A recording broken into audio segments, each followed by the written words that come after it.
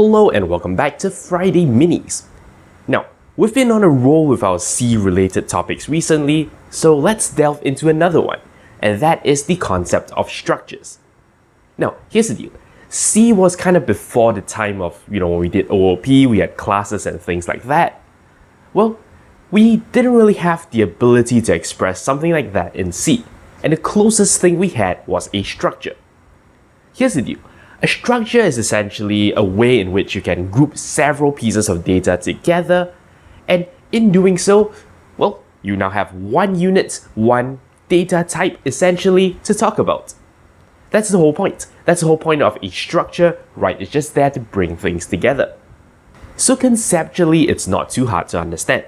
Even though the code you would use to, actually build the structure looks a little bit unwieldy, once you get used to it, it's no big deal, and using it becomes quite easy as well.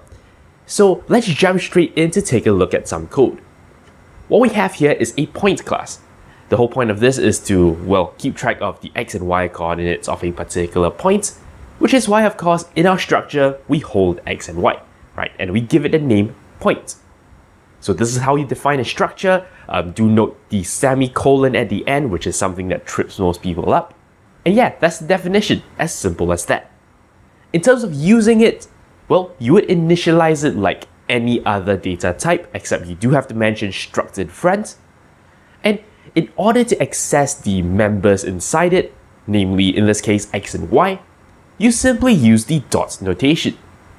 So what you're seeing here is how I use the dot notation to populate the values of x and y, and also to read their values back.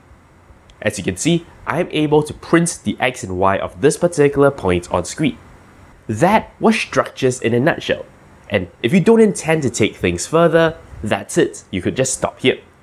However, there are a few other interesting things we can do. Now, firstly, if we had to mention struct every time we created a new structure, that would of course be a little bit unwieldy.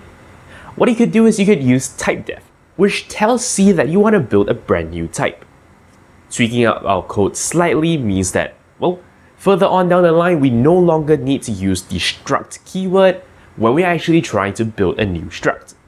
Another convenience you could have with a struct is the ability to initialize its values like you would initialize an array.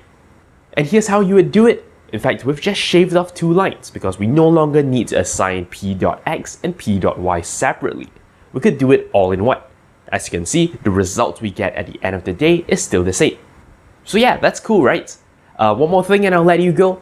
You can have, of course, a pointer to a struct. Now, turns out dealing with pointer structs are a little bit unwieldy again, simply because you do have to resolve the pointer before you can actually, talk about what's inside it. And as it turns out, you're gonna have to use this kinda ugly bracketing way of getting there. You see, you're gonna have to do it this way. If you don't, you mean a completely different thing. You see, by default, C interprets it slightly differently. It tries to do the get a field part first, then follows the pointer second. This is as opposed to the correct way, which is of course to follow the pointer first. You'll find your way to a struct and then get the value there. So if you're dealing with a pointer to a struct, you're gonna have to use brackets, and that of course gets a little bit messy. Well, turns out the guys writing C, in their infinite wisdom, have decided that there is a better way to do this, right? A cleaner way. And well, how you do that is you would use an arrow notation. So instead of using your asterisk first and then writing dot, you would just replace that dot with an arrow.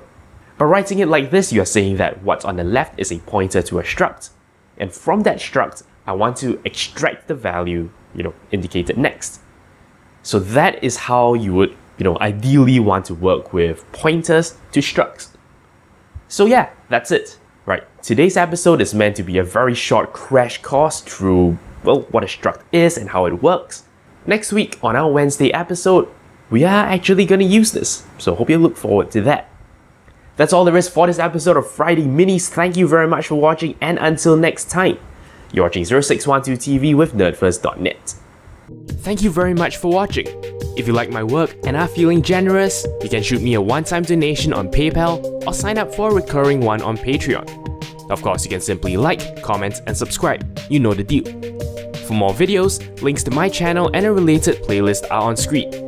Thank you for your support.